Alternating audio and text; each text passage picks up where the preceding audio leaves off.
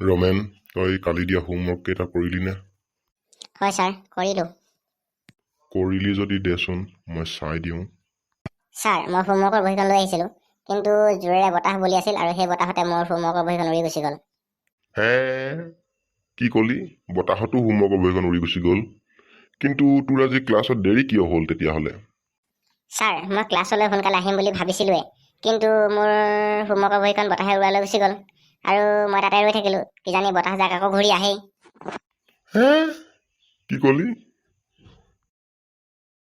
বাৰু চিন্তু, এইবাৰ তই কচোন, এনে এবিধ বস্তু আছে যিবিধ বস্তু কেৱল চাবহে পাৰি কিন্তু ধৰিব নোৱাৰি। ছাৰ, ক'বলৈ অলপ বেয়া লাগিছে। জান যদি কচোন বাৰু তই। ছাৰ, আপোনাৰ কাণখন, সেইখনে কেৱল চাব পাৰি, যিখনত ধৰিব নোৱাৰি ছাৰ। কি কলি তই?